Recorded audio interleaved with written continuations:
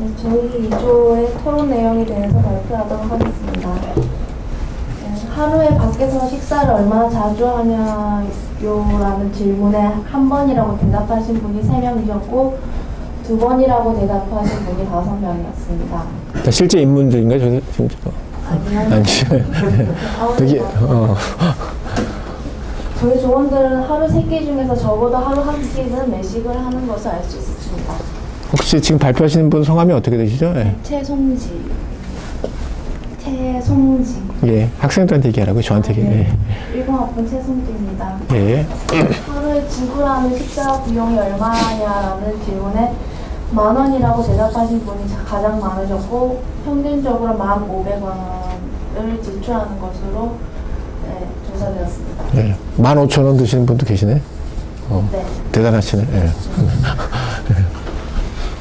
학교 주변 내에서 자주 가는 식당의 이름을 조사했을 때는 2006년 정상, 베나메스, 이모네, 비야, 오뚜기, 미각, 닭 한 마리 등이 있었고요. 그 이유는 주로 가깝고 맛있고 가격이 싸다라는 이유가 가장 많았고 특히 남성분들은 가까운 식당을 선호하는 것을 알 수 있습니다.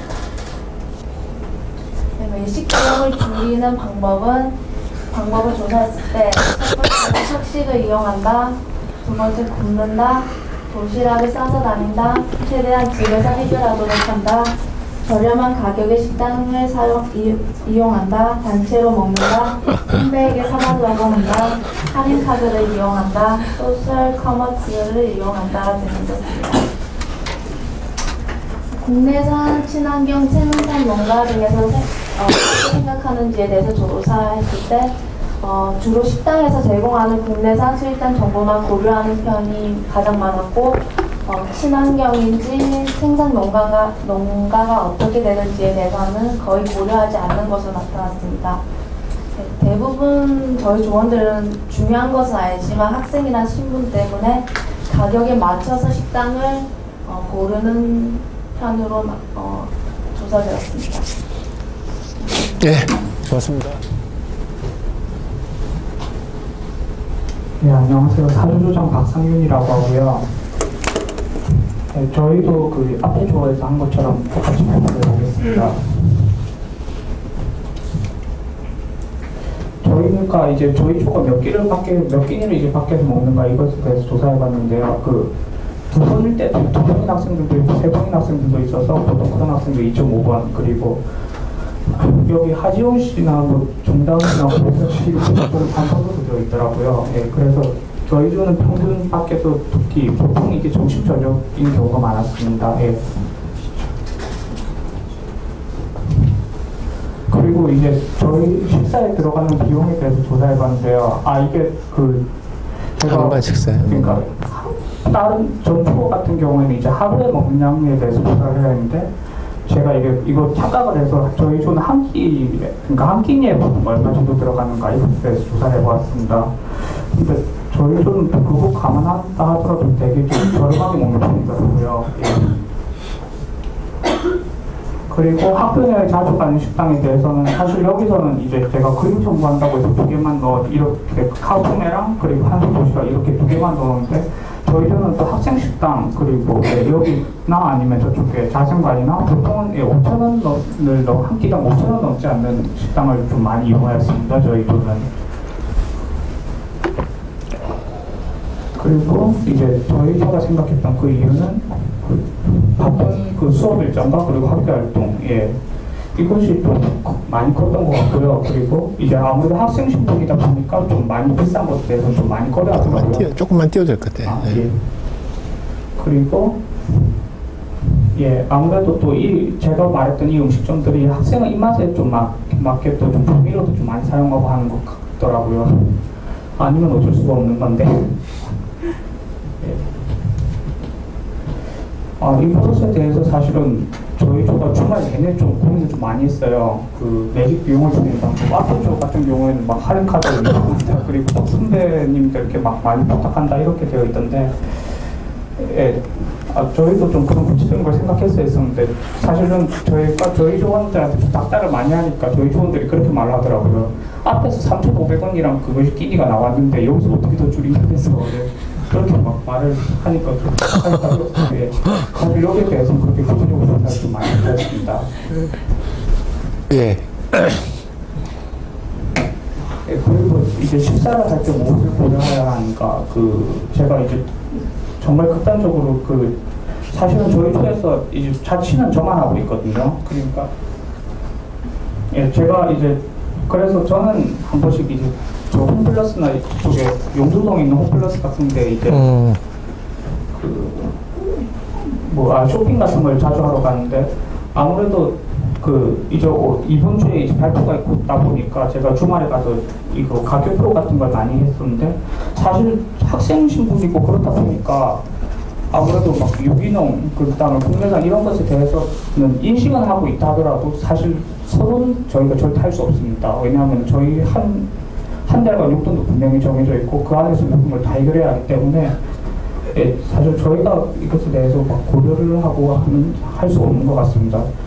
저희 어머니께서는 이제 저한테 막 밑반찬 같은 걸 보내주실 때가 많은데요. 예, 그때는 사실 저희 어머니께서는 막 상류나 유기농 이런 거 잘 따주라 막 하시는데 사실 예, 제 한 달 용돈도 정해져 있고 하다 보니까 이게 고려한다는 게 쉽지는 않더라고요. 예. 다음에 혹시 이제 막 이것에 대해서 막 발표를 시키신다고 하셨는데 그때 대해서는 이제 확실하게 조사해 보도록 하겠습니다. 예, 고맙습니다. 예. 6조 조원인 1, 2학번 오수경이라고 합니다. 오수경? 네. 예. 저희 조원 되게 여자가 되게 많아요. 하루 정도에서 일을 얼마나 많이 한다 했을 때 여자 3분 빼고는 다 얼마나 남자 1분도 계세요. 거의 다 한 번에서 두 번이고 평균은 한 번에서 한 1.16번 정도 식사를 하는 것으로 조사되었습니다. 하루에 외식 비용은 다 평균 냈었을 때 7,600원 정도를 소비했고요. 그다음에 자주 가는 식당은 학식 같은 경우는 저렴하고 또 빨리 시간을 아낄 수 있기 때문에 자주 가신다고 했고요. 철판남매는 저렴하고 또 정밥집 같은 경우에는 이제 밀가루 음식이 아닌 한식 음식을 먹기 위해 가신다고 했습니다. 베트남 쌀국수는 면류를 먹기 위해 설성은 저렴하고 맛있고 어바웃 샤브 같은 경우에는 야채가 많다. 그래서 간다고 했습니다. 저희 중에 외식 비용을 줄일 수 있는 방법으로는 도시락, 이제 집에 가서 먹기, 집에 빨리 가서 먹기, 그리고 학식, 그리고 저렴한 식사 하는 방법이 있었습니다. 국내산 친환경 생산 농가에 대해 생각해 본 적이 저희 많이 논의를 해봤는데요. 다들 별로 생각해 본 적이 없어서 한 남자분께서 치킨 같은 경우에는 되게 매년 먹는 거다 보니까 맛이 달라지면은 이게 한국산이나 좋은 데 거이 아니라 브라질산이나 칠레산인 걸 알 수 있다고 하셨어요. 그리고 고기 같은 경우에는 이제 먹다 보니까 항생제 들어간 건지 이런 거 먹으면 좀 다르니까 알게 된다고 하셨고요. 친환경 유기농 같은 경우에는 제가 자취를 하는데요. 그냥 이거 같은 경우는 쌀이 씻어 나온 쌀이 별로 몸에 안 좋다고 해서 이거 같은 경우만 신경을 많이 쓰게 되는 것 같았어요. 그리고 대부분 대학생이나 꼭 막 별로 음식에 대해서 그렇게까지 생각해 볼 여유가 없다 보니 수입상이 나와서 되게 큰 차이를 못 느낀다고 했고요. 대부분 생각을 못 해보는 걸로 결론이 났습니다. 생산 농가 같은 경우에는 홈플러스라는 대형마트나 아니면 집 근처 마트에서 장 볼 때 금액 차이 정도를 느끼는 것으로 밝혀졌습니다. 네, 감사합니다. 네, 감사합니다.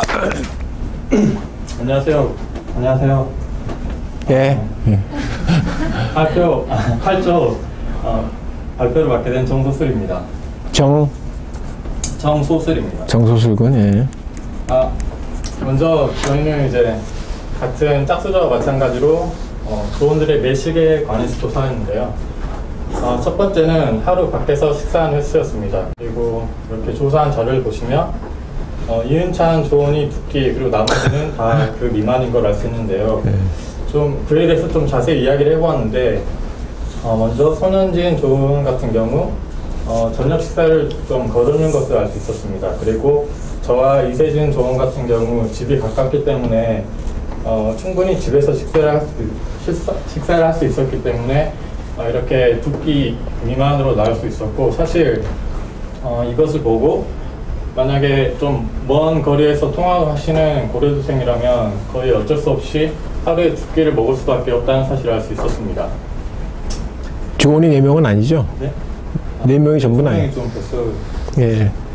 그리고 한 끼 식사 비용을 조사했는데요. 이게 좀 조사하기가 어려웠던 게 너무나도 그 한 끼 한 끼에 대한 그 차이가 심해서 이렇게 좀 3개의 표로 나타내 보았는데요. 이게 파란색 같은 경우 최소, 그리고 빨간색이 최대, 평균적으로 초록색을 나타내었습니다.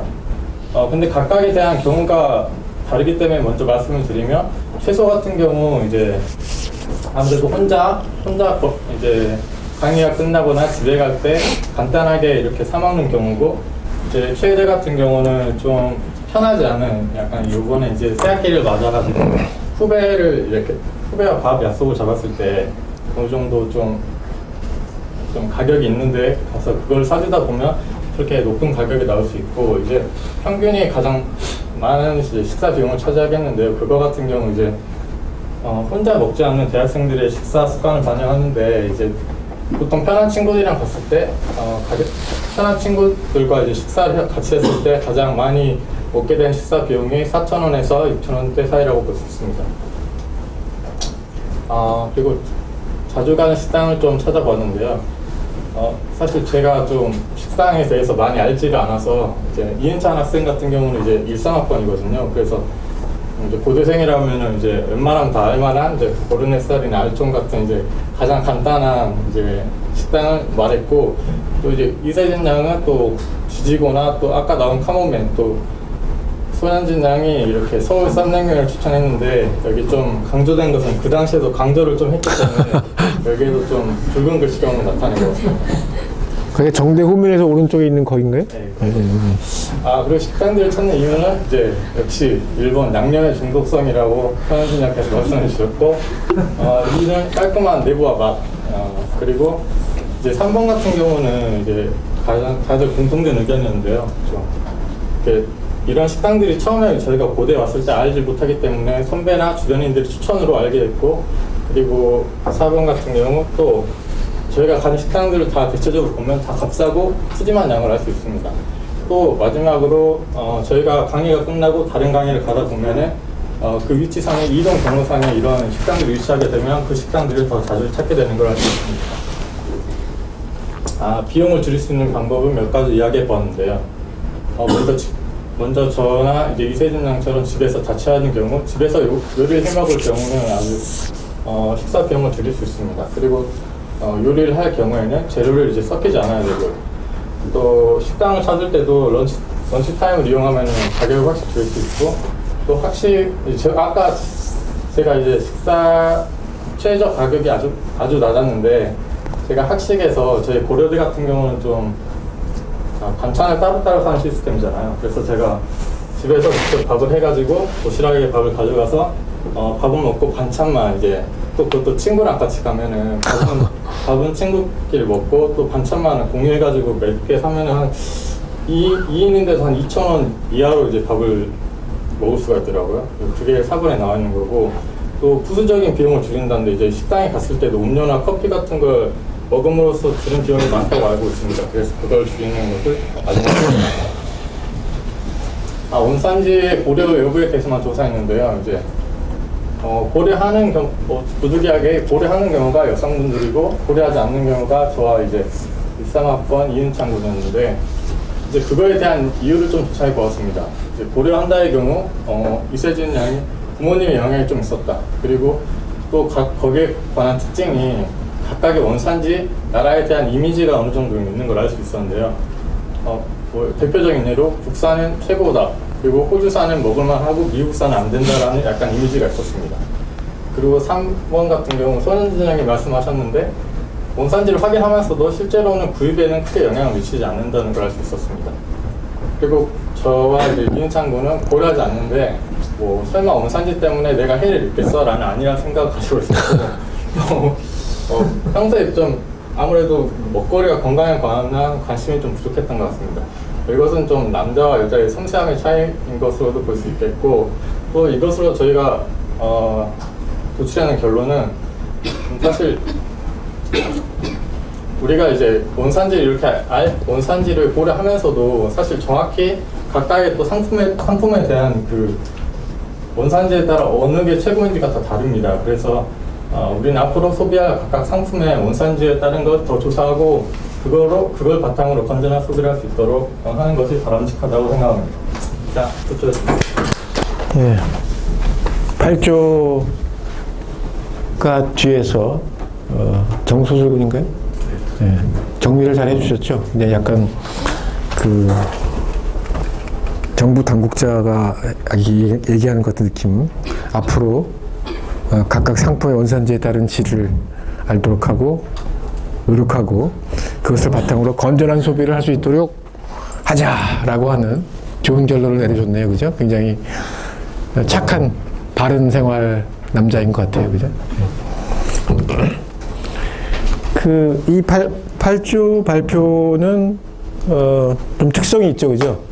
아까 7조 발표가 약간 뭐랄까 통계적이고 이렇게 좀 양적 데이터를 가공해서 범주화하고 뭐 평균을 내고 요약한다고 한다면 이 8조는 제가 의도한 바는 아니지만 8조는 이 밥 관련된 자료를 그 발표를 총정리하는 그런 의미도 있었고 특히 이제 실명제 그죠? 그래서 지금 그래서 굳이 방법론적으로 따지자고 한다면 좀 질적 연구 방법 그래서 약간 인류학적인 그래서 사회과학 혹은 사회학의 방법론을 굳이 불러나눈다면 양적 방법론이 있고 하나가 이제 질적 뭐 참여 관찰 이런 것들이 있다고 한다면 이 경우에는 이제 질적 연구 방법 그래서 이 세세한 스토리 세세한 내러티브가 굉장히 중요한 거죠 사실 그것도 그래서 여러분들이 나중에 조별 프로젝트를 할 적에도 꼭 무슨 양적 자료를 가지고 할 필요는 없고 이런 식으로 조금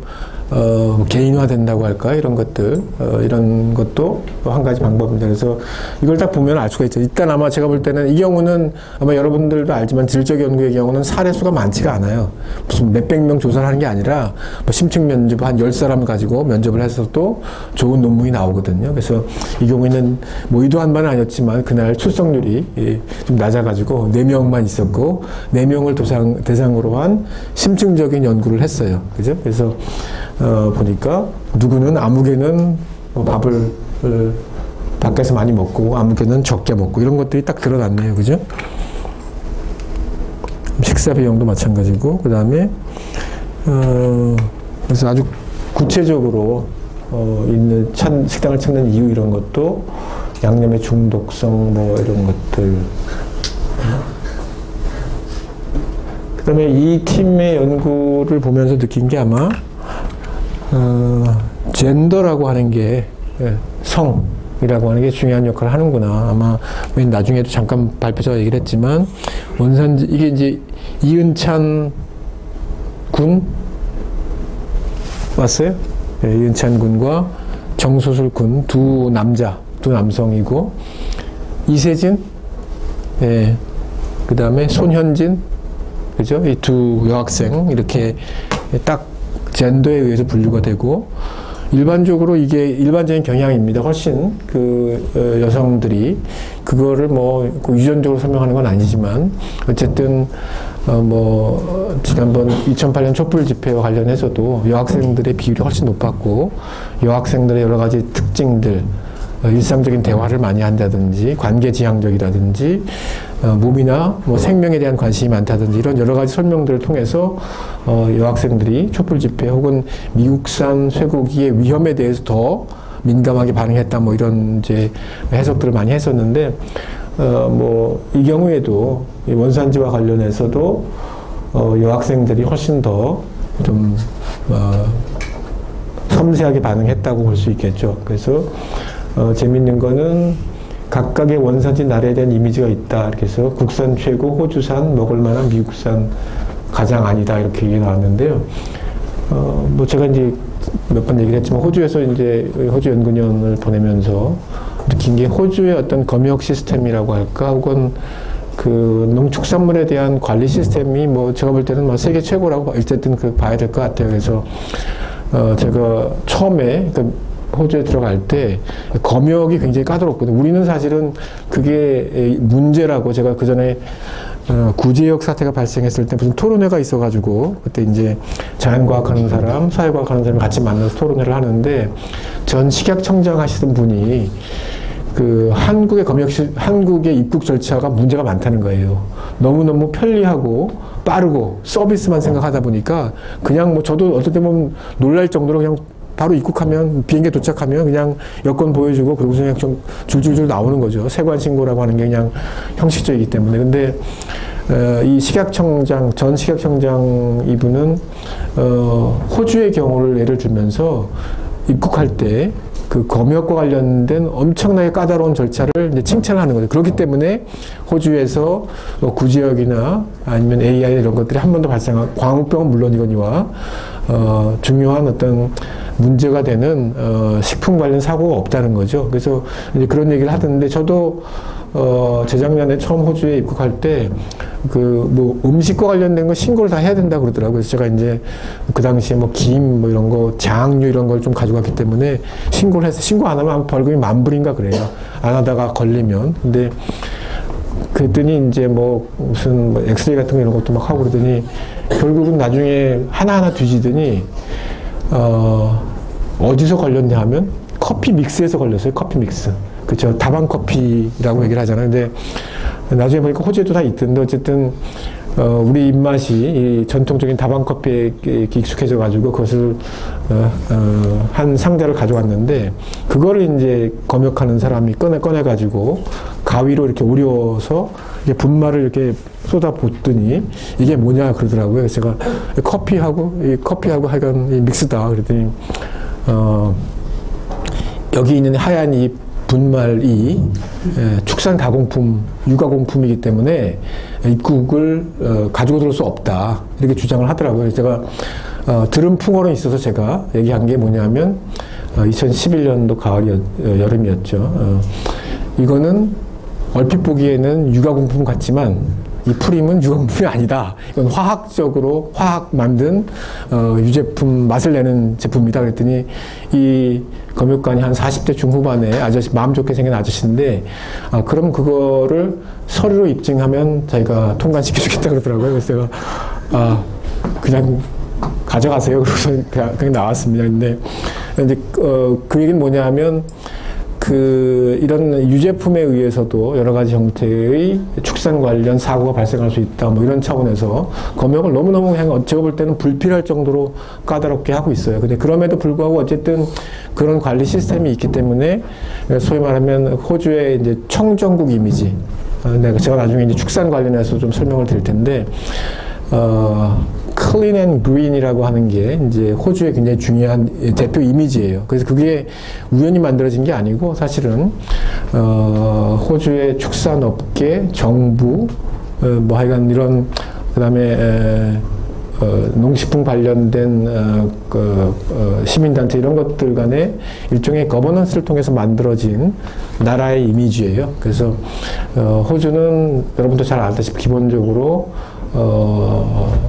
그러니까 농식품과 광산 자원을 기반으로 한 경제이기 때문에 전자의 경우에 나라의 이미지가 굉장히 중요하죠. 그래서 청정국으로서의 이미지를 하여간 굉장히 강조하고 있고 뭐 그런 것들이 여기 이제 반영이 됐다고 생각이 들고 그래서 이제 이런 음식과 관련된 이미지라고 하는 게 굉장히 중요하죠. 그래서 우리가 뭐 신토부리 여러분들 아마 들어봤죠. 신토부리 운동 뭐 이런 것들이 있는데 그 신토부리에 대해서도 좀 서양학자들은 좀 비판적입니다. 저도 좀 비판적이에요. 왜냐하면 이게 일종의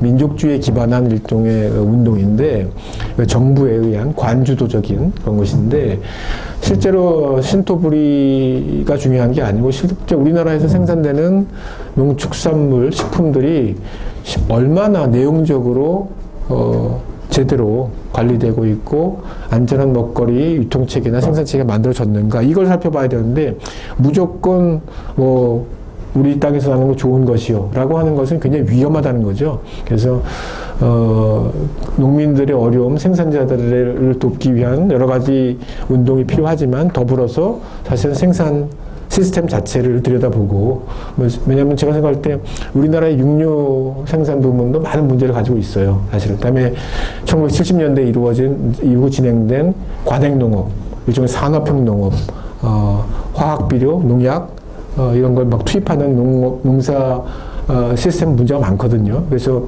우리가 대한민국의 소농들을 지원하고 보호하는 건 중요하지만 어떻게 하면 생산 시스템 자체가 그런 농약과 화학에 의존하는 농업이 아닌 다른 형태로 바뀌도록 할 것인가 이런 것도 굉장히 중요한 의제이죠. 그런 의미에서 그냥 이미지를 가지고 사실은 어떤 생산 시스템의 문제를 덮는 것은 문제가 있다 이렇게 지적할 수 있겠고요. 어쨌든 원산지와 관련해서도 보면 여러 가지 사회적 관계들, 그러니까 부모, 그 다음에 사회적으로 구성되는 이미지, 뭐 그 다음에 이런 것들이 강조되고 있고, 이 3번이 굉장히 솔직한 것 같아요. 저희가 다른 조사를 통해, 소비자 조사를 통해서도 확인된 바가 원산지라든지 무슨 유기농이라든지 뭐 친환경 이런 데 대한 관심들이 있는 것하고 실제 그게 구매로 전환되는 것하고는 분명히 간극이 있거든요. 그래서 이제 왜 그런 간극이 생기는가? 그 중에 하나가 이제 구매력일 수도 있고 아니면 편의성일 수도 있고 이런 것들을 이제 그런 조건들을 구성해 나가는 게 굉장히 중요하겠죠. 그래서 8조의 발표, 그 다음에 1조부터 8조까지의 여러 발표들을 통해서 여러분들의 중요한 음식, 하나는 밥, 하나는 커피에 대해서 저 개인적으로는 굉장히 많이 알게 됐고 여러분들이 언급한 밥집이나 커피집을 제가 한 번씩 쫙 한번 순회를 하고 뭐 이렇게 좀 다녀보면서 앞으로 생협 카페나 혹은 생협 식당을 생협 식당도 굉장히 중요하거든요. 식당. 그래서 을 통해서 여러분들이 안전하고 건강한 음식을 또 저렴하게 먹을 수 있도록 이렇게 좀 만들어 보려고 하고요. 그래서 어느 순간에 가면 여러분들에게 동참을 아마 요구할 거예요. 그래서 제가 뭐 이런 얘기가 굉장히 좀 거리낌이 없는 건 아닌데 왜냐하면 또 뭐 생협 이런 거 같이 하자 뭐 이렇게 하면 혹시 뭐 학점과 관련해서 뭐 이렇게 좀 생각하는 그런 경우가 있었어요, 그 전에. 그래서 제가, 이건 학기 끝난 다음에 해야 되는 건가, 뭐 이런 고민을 하기도 하는데, 어쨌거나, 우리가, 제가 이 던진, 토론 주제와 관련해서 여러 가지로 공부할 거리를 제공해 주셔서 고맙게 생각을 합니다. 예.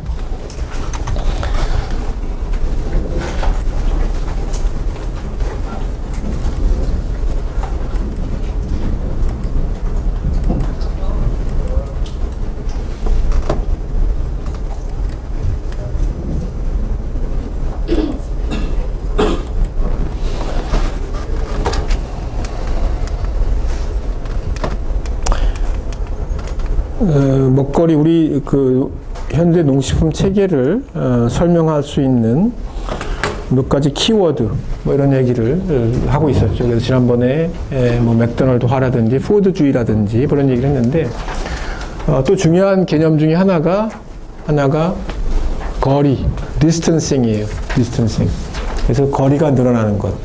그래서 이 브루스 닌이라고 하는 사람에 따르면 이 디스턴싱이라고 거리의 증가라고 하는 건 식품의 원재료로부터 사람들을 분리시키고 다양화되고 지속가능한 식품 체계를 전 지구적으로 상품화된 식품 체계로 대체하는 과정이다. 이렇게 이제 정의를 하고 있는데요. 구체적으로 이런 거예요. 제가 생각할 때 여러분들이 식당에서 밥을 먹을 때 혹은 여러분들이 마트에서 장을 볼 때 혹은 커피숍에서 커피를 마실 때 아주 단순한 그냥 돈을 내고 상품을 구입하는 소비자이죠. 그죠? 그런데 그 소비자로서의 여러분은 이것이 어딘가에서 생산되었다는 것 혹은 어떤 경로를 통해서 왔다는 것 이런 것들을 잘 생각하지 않고 혹은 생각하지 않도록 교육되었다고 봐야 될 것 같아요. 그런데 사실은 조금만 생각해 보면 분명히 생산자가 있겠죠. 그리고 여러분들이 소비하는 소비 공간, 소비지, 그게 뭐 집이 됐건 뭐 커피숍이 됐건 아니면 학생 식당이 됐건 간에 소비지가 있고 그 소비지는 어떤 경로를 통해서든 생산지와 맞닿아 있어요. 그래서 생산자와 소비자, 여러분과 생산자, 그죠? 그다음에 소비지와 생산지, 이 고려대학교라고 하는 공간과 어느 뭐 농장이라고 하는 것을 그런 것들을 보는 것이 이제 사회학적 상상력이 굉장히 중요한 역할이고 그것들의 거리가 늘어났다는 거예요. 그래서 여러분들하고 생산자들 간의 거리가 엄청나게 증가했죠. 여러분들은 잘 모르고 있지만 그래서 혹은 여러분들이 밥을 먹는 이 공간하고 실제로 거기 식자재를 공급하는 혹은 생산하는 생산자들 간의 거리가 엄청나게 증가했어요. 그게 이제 현대사회의 굉장히 중요한 특징이라는 거죠. 현대 농식품 체계, 현대 식품 체계에 가지고 있는 굉장히 중요한 특징이 디스턴싱, 거리가 늘어난 것이다. 그리고 그 거리라고 하는 것은 물리적인 거리. 몇 킬로가 떨어져 있는가 하는 그 물리적인 거리가 증가한 것 하나 하고 또 하나는 사회적인 거리. 내가 이 사람을, 이 생산자를 아는가 모르는가. 사회 심리적으로 그 얼마나 떨어져 있다고 느끼는가 하는 게 굉장히 중요하다는 거죠. 그래서 그런 두 가지 거리, 생산자와 생산지, 생산자와 소비자, 생산지와 소비지 간의 거리가 증가한 것이 현대사회의 중요한 특징, 현대 농식품 체계가 가지고 있는 중요한 특징이자 문제점이죠. 그래서 저희가 나중에 가면 대안에 대해서 얘기를 하는데, 대안 먹거리 운동, 대안 먹거리 체계에 대해서 얘기를 하는데, 그 중요한 원리는 그거예요. 어떻게 하면 생산자와 소비자 간의 사회적 거리, social distance, 사회적 거리를 줄일 것인가, 혹은 생산지와 소비지 간의 물리적 거리, physical distance를 줄일 것인가 하는 이 두 가지를 우리가 얻어낼 수 있다면, 만들어낼 수 있다면 그게 사실은 굉장히 좋은 먹거리 체계가 될 것이라는 거죠. 그래서 예를 들면 가장 믿을 만한 음식이 무엇일까요? 여러분들이 여기 그 지난번에 몇 주 했더라. 뭐 엄마가 텃밭 해가지고 막 보내주고 누구였죠? 예. 그래서 그래서 자취하면서 이제 그죠? 예. 그 조금만 사례를 간단하게 길게 말고 오늘 뭐 너무 여러 번 방송을 타는 것 같으니까. 예. 네, 어떤 거요? 지금 어떻게 먹고 있는지. 어머니가 야채 보내주시고요. 네. 그리고 고추장 담그시고 네. 김치도 독에다가 담그셔서 갖다 주세요. 네. 좋은 엄마를 둬서 좋겠어요. 그죠? 네. 네. 어디 계세요, 어머니가? 남양주. 남양주, 그죠? 자, 오수경량이었죠, 그죠? 오수경량. 네. 네. 네. 그죠? 엄마가 남양주에서 이렇게 막 텃밭도 가꾸고 직접 장도 담그고 이렇게 해서 네. 그거를 갖다 주고, 이 음식은 이런 거리의 면에서 어떤 것 같아요? 가까워. 일단 물리적 거리가 가까워. 그래서 어디서 어디? 남양주에서 그죠? 안암. 네, 남양주에서 안암까지 뭐 길어야 1시간, 그죠? 네, 굉장히 남양주 가까 조원면이라고 했던가? 네? 남양주시 조원면, 그죠? 네, 조원면. 예. 그 유기농, 그 친환경 단지로 굉장히 유명한 지역이죠. 그 지역이 사실은 그 팔당생명 살림이라고 해서 우리나라에서 굉장히 중요한 제가 뭐 그 관련된 논문도 몇 번 쓴 적이 있지만 굉장히 중요한 친환경 유기농 공동체 생산자 조직이 있는 지역이고 여러분들이 아마 그 지하철을 타고 양수리에서 내려도 되고 그 다음에 한 2역 정도에서 내리면 아주 가보기가 편한 곳인데 어쨌든 남양주에서 여기는 굉장히 안암은 물리적 거리가 굉장히 가깝죠, 그죠? 그 다음에 사회적 거리는 어떤 것 같아요? 어떤 관계죠? 모녀. 그렇죠. 잘 안 해요, 그죠? 모녀 관계. 모녀 관계는 어때요? 사회적 거리가 굉장히 가깝죠. 그 사회적 거리가 가까우면 엄마를 믿어야 안 믿어요? 믿어요. 믿죠, 그죠?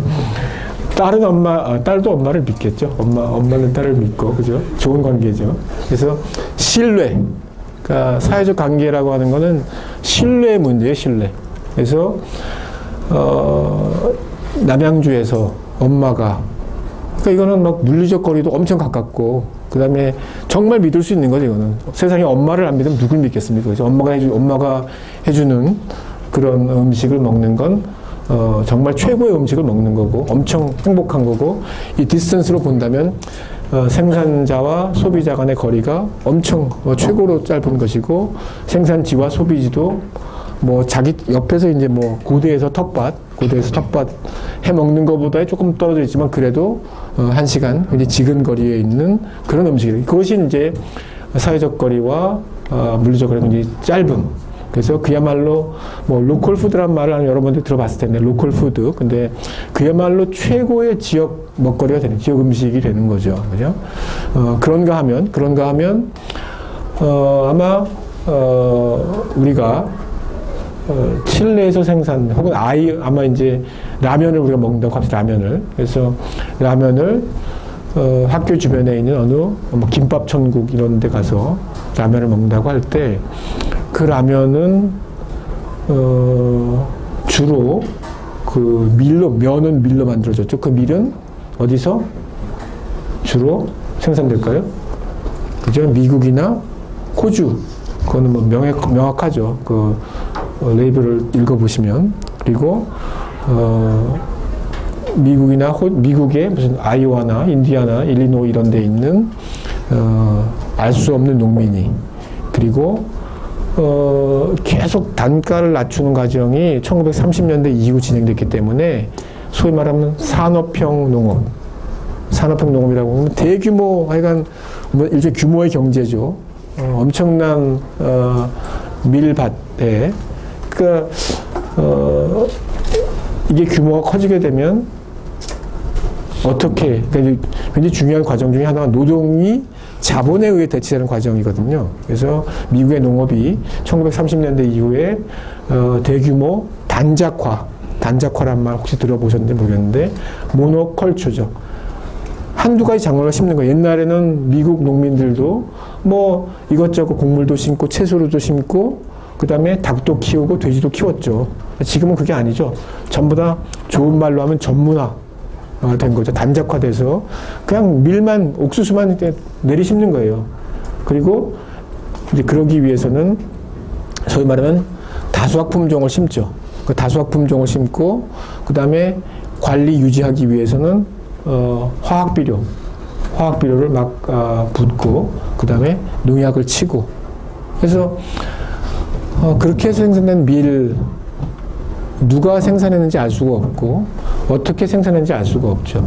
그래서 물리적인 거리, 아이오와에서 서울까지, 안암까지 물리적 거리가 뭐 엄청나게 되겠죠. 아마 여러분들이 비행기 타고 이렇게 왔다 갔다 하시면 몇 번만 왔다 갔다 하면 그 마일리지가 쌓여서 무료 항공권을 받을 수 있을 거예요. 그죠? 그 정도로 물리적 거리가 먼 곳에서 생산됐죠. 그 다음에 그 생산자를 우리가 알 수가 없죠. 그죠? 그 사람은 엄마가 아니죠. 아이오와에 있는 농부 존이라고 하는 거 우리가 알 수만 있어도 좋을 텐데 모르는 거죠. 그리고 그 생산하는 농부도 그 대부분을 이제 출하를 대기업들, 카길 같은 이런 초국적 거대 기업들의 카길에다가 출하를 하는데 뭐 최대한으로 가격을 이제 많이 받으려고 하고 그 기업들은 최대한으로 가격을 낮춰받으려고 하겠죠. 그렇게 해서 이 존이라고 하는 농부가, 아이오와의 농부가 이 밀이 한국에 와서 한국의 여러분들의 식탁에 라면으로 올라갈 거라고 생각할까요? 하지 않죠. 그냥 본인의 입장에서는 그냥 농작물이고 최대한으로 많이, 그 다음에 최대한으로 최소한 비용을 낮춰가지고 생산해서 갖다 팔 하나의 상품인 거죠. 그래서 그만큼 이제 사회적 거리가 먼 거죠. 그러니까 우리가 그 중간에 카기를 거쳐서 뭐 태평양을 건너서 온 아이오와의 미래 혹은 미래 생산자에 대해서 얼마나 신뢰할 수 있겠어요, 그죠? 뭘 보고, 뭘 알고, 엄마에 대해 가지는 신뢰하고 내가 이 아이오와의 농부에 대해서 가지는 이 신뢰는 뭐 게임이 안 되는 거죠, 그죠? 그 다음에 물리적 거리, 이 엄청난 거리를, 더구나 밀 같은 경우 이런 소위 벌크 그레인 같은 경우에는 이게 무슨 뭐 배 타고 올 수 있는, 그러니까 비행기 타고 올 수 있는 게 아니죠. 배 타고 오죠. 뭐 배 타고 올 때 제가 생각할 때는 최소한 뭐 한 달 이상 걸릴 텐데 뭐 그 통관 이런 것까지 생각하면 그러면 그 과정에서 이게 뭐 변질되지 말라는 보장이 없고 그렇기 때문에 소위 말하는 사후 농약 보관을 위한 이런 것들을 치게 되고 그래서 그런 의미에서 물리적 거리가 가지는 문제점이 굉장히 제가 저 시계를 지금 보고 있었는데 예, 이 시계가 맞는 거네요, 그죠? 어이구, 예, 큰일 뻔했습니다. 예, 예, 오늘 이상으로 마치겠고요. 여러분들 맛있는 음식 드세요. 예.